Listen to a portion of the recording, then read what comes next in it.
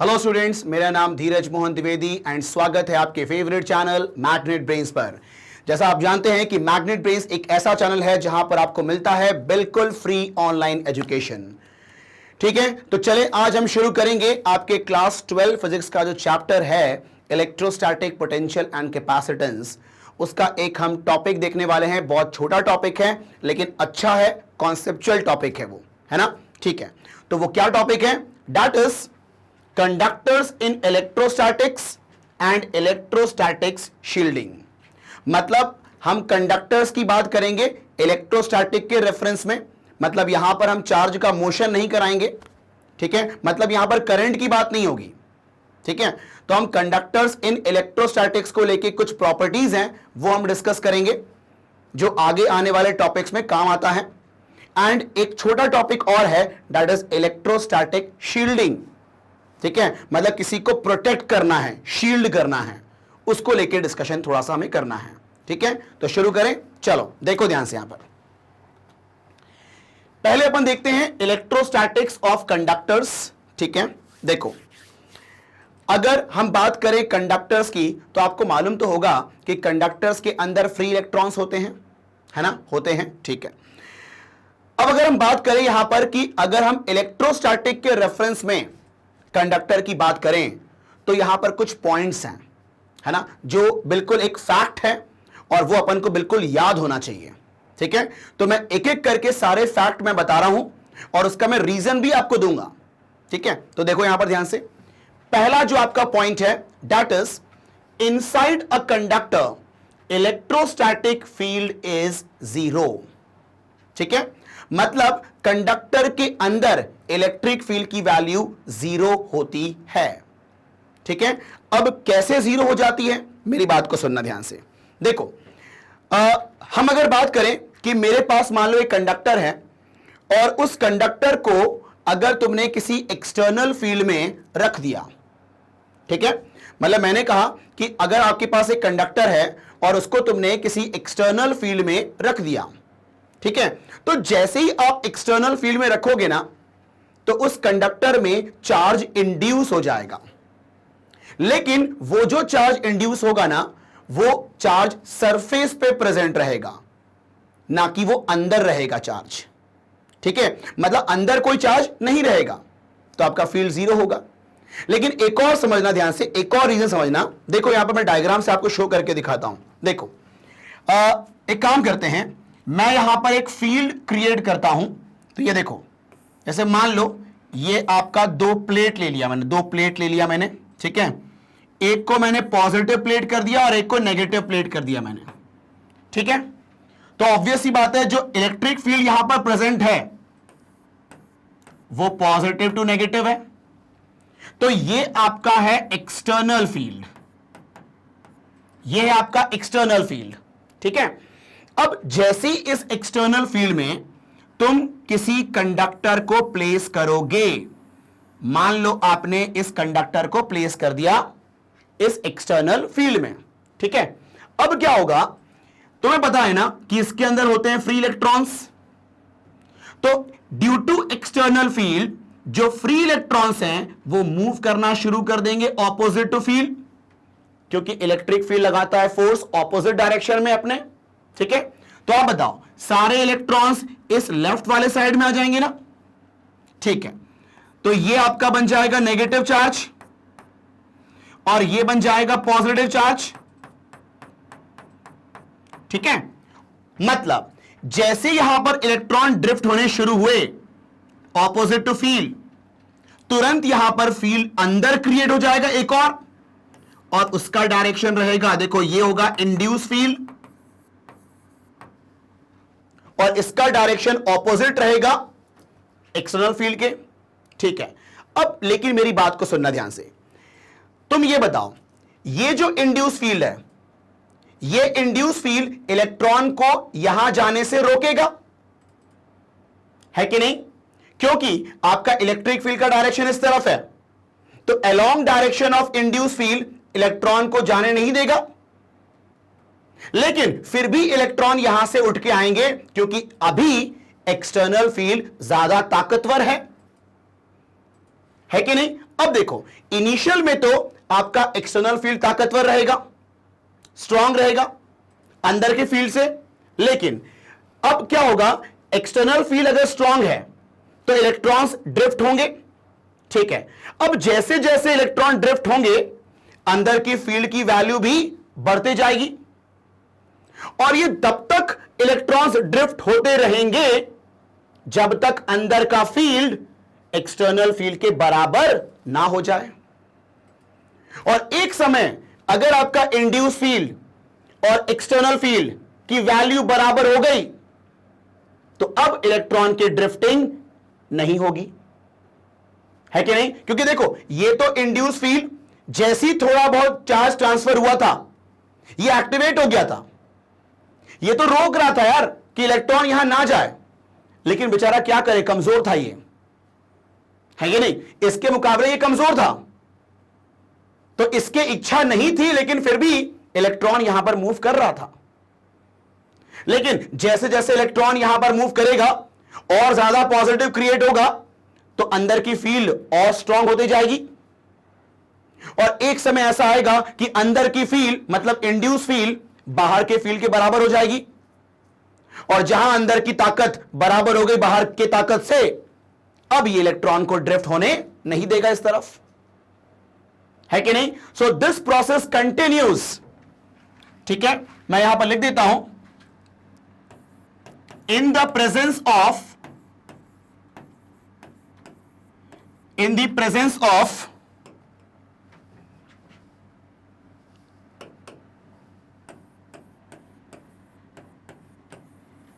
external field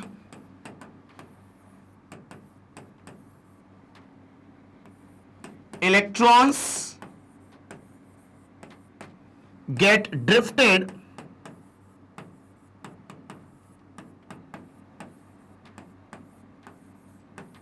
toward left side,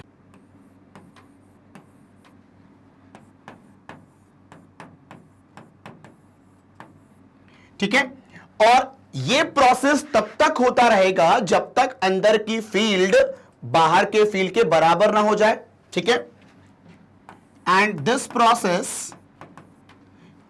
process continues till induced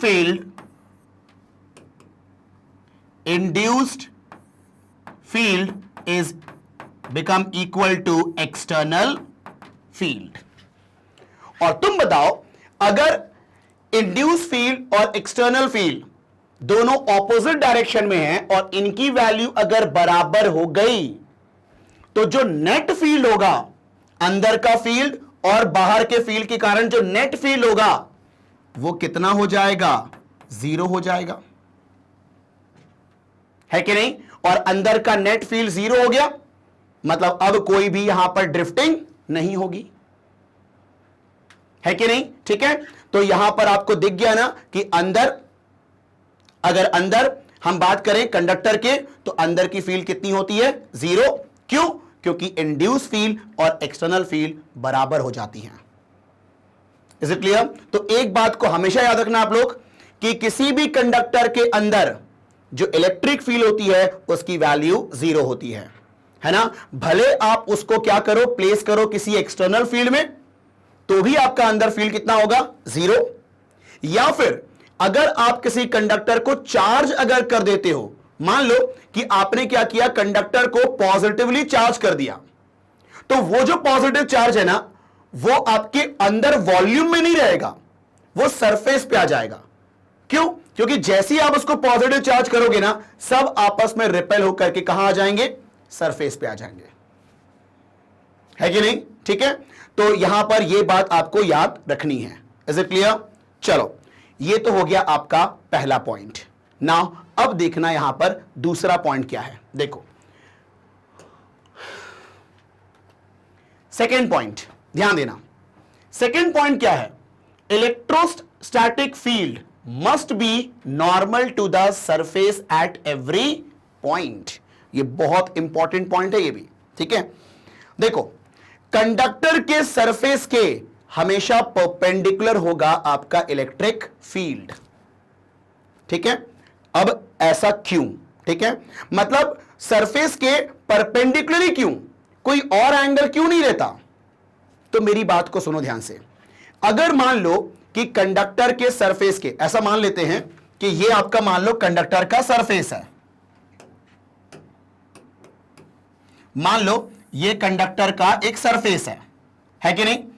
अगर मान लो electric field एक angle पे होती, मान लो 90 पे नहीं है, तो तुम बताओ अगर ऐसा होता तो इसका कंपोनेंट हो जाता ना सरफेस के along, that is E cos theta. और अगर सरफेस के अलोंग कंपोनेंट एग्जिस्ट कर गया तो जो भी सरफेस पे चार्ज होंगे वो डिस्प्लेस हो जाएंगे ना, वो मूव कर जाएंगे ना। लेकिन हम बात कर रहे हैं कंडक्टर्स इन इलेक्ट्रोस्टैटिक की बात कर रहे हैं हम, वहां पर चार्ज मूव नहीं होता ना। ठीक है, लेकिन यहां पर अगर हम मान ले कि इलेक्ट्रिक फील्ड एक एंगल बनाएगा, एक एक्यूट एंगल बनाएगा सरफेस के साथ, तो उसका कंपोनेंट सरफेस के अलोंग एग्जिस्ट कर जाएगा, उसकी वजह से चार्ज मूव हो जाएंगे। लेकिन इलेक्ट्रोस्टैटिक्स में चार्ज तो मूव होता नहीं है ना। मतलब इलेक्ट्रिक फील्ड एक एक्यूट एंगल नहीं बनाएगा, वो क्या बनाएगा? 90 डिग्री एंगल बनाएगा सरफेस के साथ। Is it clear? ठीक है, तो मैं यहां पर इसका रीजन लिखता हूं। ठीक है, ध्यान देना। If it is not normal, अगर नॉर्मल नहीं हुआ,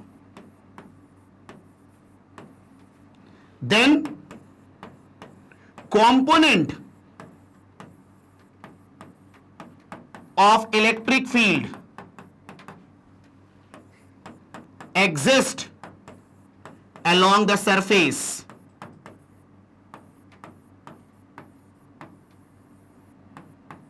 ठीक है, due to which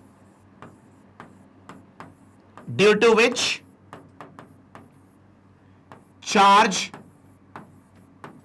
get move, which is not possible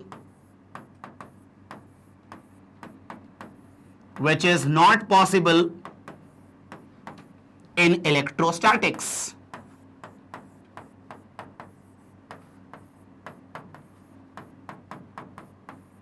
ठीक है, therefore electric field is perpendicular to surface of conductor.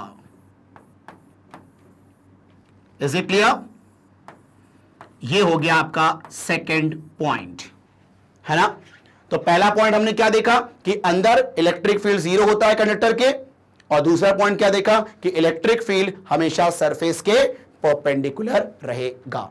ठीक, चलो अब हम देखते हैं नेक्स्ट वाला पॉइंट आपका, आप इसको नोट कर लें। ठीक है, अब देखना यहां पर जो आपका नेक्स्ट पॉइंट है, थर्ड पॉइंट क्या कहता है, देखो ध्यान से। In the interior of conductor there will be no excess charge. बिल्कुल सही है यार, कंडक्टर के अंदर कोई एक्सेस चार्ज नहीं होता। ठीक है, इसका रीजन सुनना, बड़ा सिंपल रीजन है। तुम बताओ, अभी हमने पहला पॉइंट देखा ना कि कंडक्टर के अंदर इलेक्ट्रिक फील्ड की वैल्यू जीरो होती है। ठीक है, जरा सुनना ध्यान से। सिंस ई इनसाइड जीरो होता है ना, ठीक है। अब एक काम करो, जरा लगाओ गॉस लॉ। ठीक है, बाय गॉस लॉ क्या होता है कहानी भाई? बाय गॉस लॉ हम कहते हैं ना कि electric flux is equal to charge enclosed upon epsilon naught, और इलेक्ट्रिक फ्लक्स होता है क्या? Integration of E d S is equal to q upon epsilon naught. और तुम बताओ, हम अंदर की बात कर रहे हैं और अंदर इलेक्ट्रिक फील्ड कितना है? जीरो। ये आपका इनसाइड है, ठीक है। तो अंदर का फील्ड कितना है? जीरो। तो जीरो इंटू डी है जीरो, जीरो का इंटीग्रेशन जीरो। तो आप बताओ, zero equal to q upon epsilon naught. तो यहां से क्यू की वैल्यू कितनी आ गई? जीरो आ गई। मतलब एंक्लोज चार्ज कितना आ गया? जीरो आ गया, है कि नहीं? तो सिंपल कहानी है कि अंदर जब फील्ड ही नहीं है तो काय को भैया इंक्लोज चार्ज होगा, ठीक है, तो अंदर कोई चार्ज नहीं होता है आपके कंडक्टर में, ठीक है। तो ये बड़ा सिंपल पॉइंट था आपका तीसरा पॉइंट, आप इसको नोट कर लें, ठीक है। अब हम देखते हैं नेक्स्ट पॉइंट, ध्यान देना। नेक्स्ट पॉइंट जो आपका है फोर्थ पॉइंट, वो क्या बोल रहा है, देखो ध्यान से। Electrostatic potential is constant throughout the volume of conductor and has the same value as inside on its surface, ठीक है। मेरी बात को सुनना, वो क्या बोल रहा है कि जो आपका पोटेंशियल होता है ना किसी भी कंडक्टर का, वो कांस्टेंट रहता है थ्रू आउट द वॉल्यूम। मतलब जो पोटेंशियल की वैल्यू कंडक्टर के सरफेस पे होगा ना, वही कंडक्टर के अंदर हर पॉइंट पे होगा। अगर आपको याद हो कि मेरे जो कुछ प्रीवियस लेक्चर थे, है ना, उसमें मैंने आप लोग करवाया था electrostatic potential due to continuous distribution of charge, और उसमें मैंने स्फेयर वाला एक कंडीशन लिया था, स्फेयर वाला मैंने एक कंडक्टर लिया था, और वहां पर मैंने आपको कहा था कि कंडक्टर के अंदर पोटेंशियल की वैल्यू कांस्टेंट हो जाती है, ऐसा मैंने कहा था, है ना। ठीक है, यहां पर मैं फिर से आपको बताऊंगा कि क्यों अंदर पोटेंशियल कांस्टेंट रहता है और वही पोटेंशियल सरफेस पे भी होता है, ठीक है। ध्यान देना, बस आप इधर देखना। पहले अपन बात करते हैं, अंदर की बात करते हैं, ठीक है, ध्यान दो। तुम ये बताओ, अगर हम बात करें inside the conductor, inside the conductor, ठीक है, इलेक्ट्रिक फील्ड जीरो होता है ना, और इलेक्ट्रिक फील्ड को हम क्या बोलते हैं, dv बाय dr बोलते हैं, है कि नहीं, ठीक है। तो आप बताओ, यहां पर नेगेटिव तो जीरो में डिवाइड हो गया, और तुम बताओ किस चीज का डेरिवेटिव जीरो होता है, जब वो चीज कांस्टेंट होती है। तो आप बताओ v क्या हो गया, यहां से कांस्टेंट हो गया, है कि नहीं।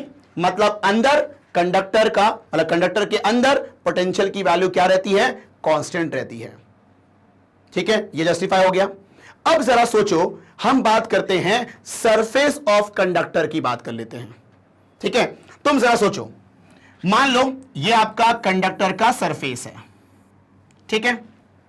अब देखो, यहां पर मैं दो पॉइंट चूज कर रहा हूं, पॉइंट ए और पॉइंट बी, है कि नहीं, ठीक है। अब देखो, तुम बताओ, अगर मैं कहूं कि पॉइंट ए और पॉइंट बी का पोटेंशियल कांस्टेंट है, मतलब जो कंडक्टर होता है ना, कंडक्टर का जो सरफेस होता है ना, वो इक्वी पोटेंशियल सरफेस होता है, ठीक है। मैं यहां जस्टिफाई कर देता हूं आपको। देखो, तुम बताओ, यहां कंडक्टर के सरफेस के परपेंडिकुलर होता है ना इलेक्ट्रिक फील्ड, अभी हमने पढ़ा सेकेंड पॉइंट, ठीक है। अब बताओ, अगर मुझे चार्ज को मूव करवाना है ए टू बी, मान लो क्यू चार्ज को मूव कराना है फ्रॉम ए टू बी, तो आप बताओ वर्क डन का फॉर्मूला होता है, आपका वर्क डन का फॉर्मूला होता है फोर्स इनटू डिस्प्लेसमेंट। अब बताओ, यहां पर जो फोर्स होगा चार्ज पे, वो होगा क्यूई, ठीक है, परपेंडिकुलर डायरेक्शन में, ये सरफेस है, परपेंडिकुलर डायरेक्शन में क्यू के ऊपर फोर्स होगा क्यूई, ठीक है। डिस्प्लेसमेंट तुमने कितना कराया, ए बी, है ना। और ये बताओ, वर्क डन का फॉर्मूला होता है ना force into displacement into cos theta, F S cos theta, आप लोगों ने फॉर्मूला पढ़ा हुआ है, ठीक है। तो आप बताओ, यहां पर फोर्स ऊपर की तरफ है, डिस्प्लेसमेंट अलोंग द सरफेस है, तो एंगल कितना हुआ, 90 डिग्री हुआ। तो आप बताओ, यहां पर एंगल आ जाएगा cos 90 हो गया ये, और cos 90 की वैल्यू कितनी होती है, जीरो होती है ना, तो आपका वर्क डन कितना हो गया, जीरो हो गया, ठीक है। मतलब work done to displace a charge from point A to point B on the surface of conductor is zero, ठीक है। अब बताओ, इसी वर्क डन को हम लोग चार्ज इनटू पोटेंशियल डिफरेंस भी लिखते हैं ना, ठीक है। तो ये जीरो में डिवाइड हो गया, तो VB minus VA equal to zero, मतलब VB equal to what, VA, है कि नहीं? तो तुमने देखा ना कि यहां पर इस कंडक्टर के सरफेस पर हर पॉइंट पर पोटेंशियल की वैल्यू क्या रहेगी? कांस्टेंट रहेगी, है कि नहीं? तो याद रखना आप लोग हमेशा कि किसी भी कंडक्टर की बात करें तो उस कंडक्टर के through out the volume potential की वैल्यू कांस्टेंट रहती है। Is it clear? ठीक है, चलो, तो ये आपका पॉइंट हो गया, फोर्थ पॉइंट, इसको नोट कर लें। ठीक है, चलो अब हम देखते हैं नेक्स्ट पॉइंट। नेक्स्ट पॉइंट मतलब लास्ट पॉइंट है आपका, ठीक है, ध्यान देना। Electric field at the surface of charge conductor is given by E equal to sigma by epsilon naught. ठीक है, मतलब कंडक्टर पे, कंडक्टर के सरफेस पे जो इलेक्ट्रिक फील्ड होता है भैया, अंदर जीरो होता है इलेक्ट्रिक फील्ड, सरफेस पे तो होता है ना, तो सरफेस पे जो इलेक्ट्रिक फील्ड होती है ना वो क्या होती है? सिग्मा बाय एप्सिलॉन नॉट, जिसमें सिग्मा क्या होता है? सरफेस चार्ज डेंसिटी, मतलब चार्ज पर यूनिट एरिया, और ये तो आपको मालूम ही है एब्सोल्यूट परमिटिविटी। ठीक है, चलो अब मैं इसका डेरिवेशन करने जा रहा हूं मैं कि ये कैसे आया एक्सप्रेशन। देखो ध्यान से, एक काम करो, कोई भी रैंडम शेप का कंडक्टर चूज कर लो। ये कोई भी रैंडम शेप का कंडक्टर है और ये चार्ज है, तो जो भी चार्ज होगा वो आपके सरफेस पे प्रेजेंट रहेगा ना, अंदर तो चार्ज होता नहीं है कंडक्टर के। ठीक है, चलो, तो ये आपका मान लो पूरा पॉजिटिवली चार्ज यहां पर डिस्ट्रीब्यूटेड है, बढ़िया सा एकदम। ठीक है, चलो अब एक काम करते हैं, यहां पर एक पॉइंट P चूज करते हैं। देखो, एक पॉइंट P चूज किया मैंने। अब इस पॉइंट P के अराउंड हम एक गॉसियन सरफेस एज्यूम करेंगे, और कौन सा शेप का एज्यूम कर रहा हूं मैं यहां पर? सिलेंड्रिकल शेप का गॉसियन सरफेस एज्यूम कर रहा हूं मैं। और वो जो आपका सिलेंड्रिकल शेप का जो गॉसियन सरफेस होगा ना, ठीक है, वो बहुत छोटा सिलेंडर कंसिडर करना है अपन को, बहुत छोटा सिलेंडर। ठीक है, ये देखो,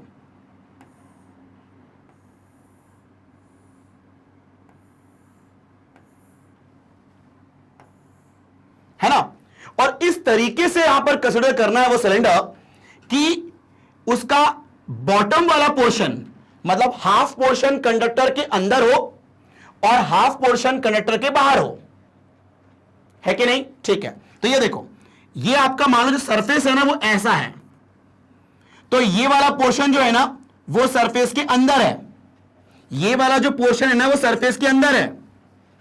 ठीक है, अब देखो, ये जो मैंने सिलेंडर चूज किया है ना यहां पर, ठीक है, ये सिलेंडर का जो क्रॉस सेक्शन एरिया है वो मैं मान लेता हूं डेल्टा एस, और इस सिलेंडर का जो हाइट है ना वो नेग्लिजिबल है, इसकी जो हाइट है वो नेग्लिजिबल मानिए, बहुत छोटा सिलेंडर मानना है अपन को, है कि नहीं?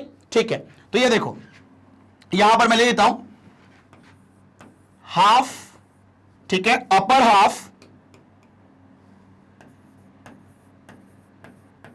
Upper half of cylinder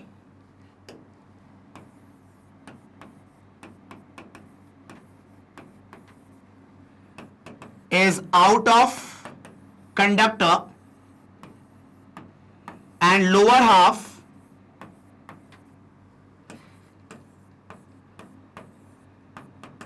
is inside the conductor, inside the conductor। ठीक, चलो अब देखो ध्यान से, यहां पर अपन को हाइट को नेग्लिजिबल मानना है। ठीक है, चलो अब बताओ, अंदर की बात करें हम, जो पोर्शन अंदर है ना, तुम बताओ इलेक्ट्रिक फील्ड परपेंडिकुलर होता है ना सरफेस के। ठीक है, ओके, अब देखो, मतलब जो सिलेंडर का जो कर्व्ड सरफेस एरिया है उसके थ्रू तो कोई आपका इलेक्ट्रिक फील्ड लाइंस नहीं होंगी, है कि नहीं? क्योंकि इलेक्ट्रिक फील्ड लाइंस कैसी होंगी? परपेंडिकुलर, है ना।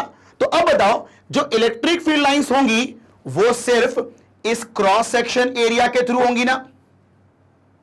अब यहां पर दो दो क्रॉस सेक्शन है, एक अपर क्रॉस सेक्शन और एक लोअर क्रॉस सेक्शन, लेकिन लोअर क्रॉस सेक्शन के थ्रू इलेक्ट्रिक फील्ड नहीं होगा। क्यों? क्योंकि लोअर वाला जो क्रॉस सेक्शन है वो कंडक्टर के अंदर है, और कंडक्टर के अंदर इलेक्ट्रिक फील्ड कितनी होती है? 0। मतलब यहां पर जो भी फ्लक्स होगा, मतलब जो भी इलेक्ट्रिक फील्ड लाइंस होंगी वो सिर्फ अपर क्रॉस सेक्शन के थ्रू होंगी ना, है कि नहीं? तो हम यहां पर कहेंगे सिंस, ठीक है, since E inside is 0, therefore flux will be only through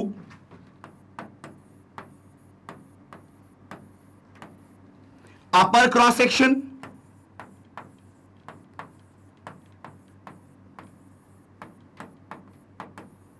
ठीक है। तो अब बताओ बाय गॉस लॉ, है ना, ध्यान देना, बाय गॉस लॉ क्या कहानी होगी बताओ? Electric flux is equal to enclose charge upon epsilon naught, है कि नहीं? और जो फ्लक्स होगा वो सिर्फ अपर वाले क्रॉस सेक्शन के थ्रू होगा। तो मैं क्या फ्लक्स को लिख सकता हूं? E इंटू डेल्टा एस, ठीक है। चलो यहां लिखता हूं मैं इसको, देखो फाई को लिख रहा हूं मैं E into delta s is equal to, अब ये जो Q होता है ना, ये होता है इंक्लोज चार्ज होता है।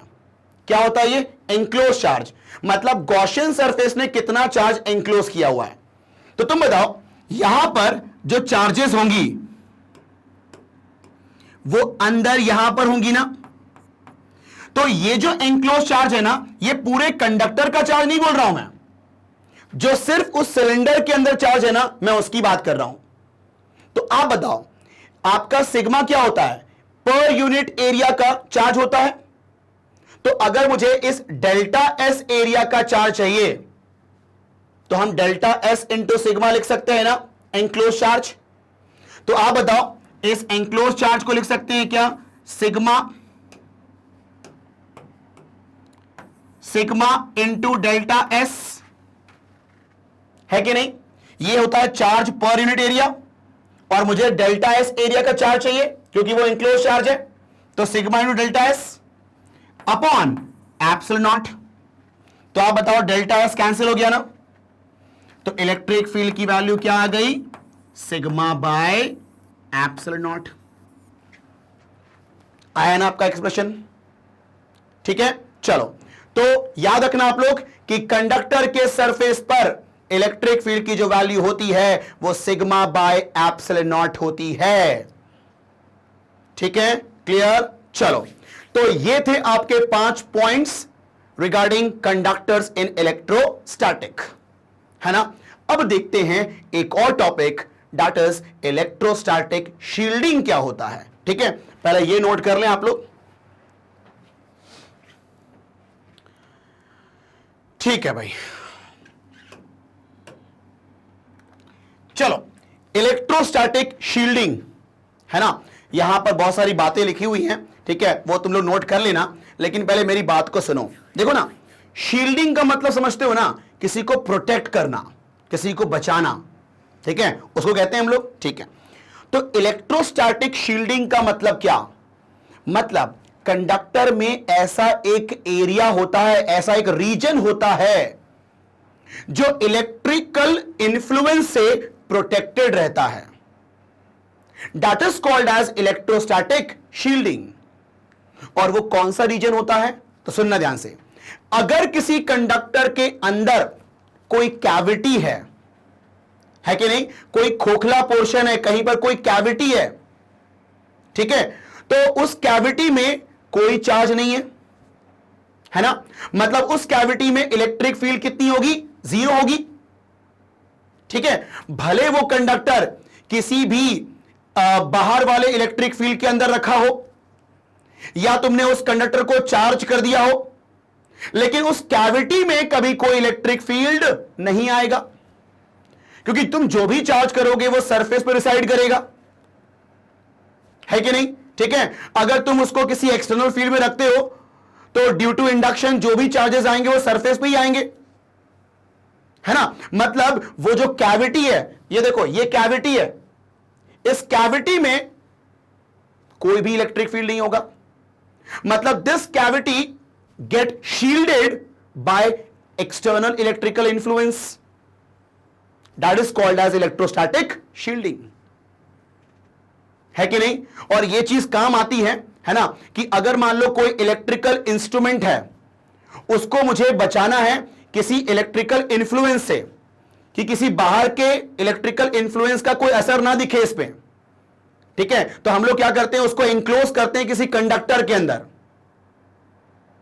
है ना, मतलब उसको शील्ड कर देते हैं हम लोग, ठीक है। तो ये होता है आपका इलेक्ट्रोस्टैटिक शील्डिंग। तो जो मैंने बातें बोली है ना, वो यहां पर मेंशन है, ठीक है। देखो, since electric field in a cavity of conductor is zero, क्योंकि वो अंदर है, कैविटी है वो, what ever be the electric field outside it, है ना, ठीक है। Therefore, this cavity is protected by outside electrical influence.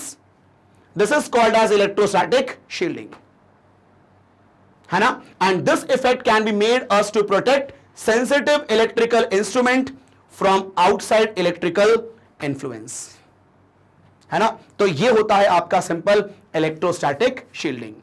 छोटा टॉपिक है लेकिन हाँ अच्छा टॉपिक है, ठीक है। तो यहां पर अपना खत्म होता है ये पूरा टॉपिक, ठीक है।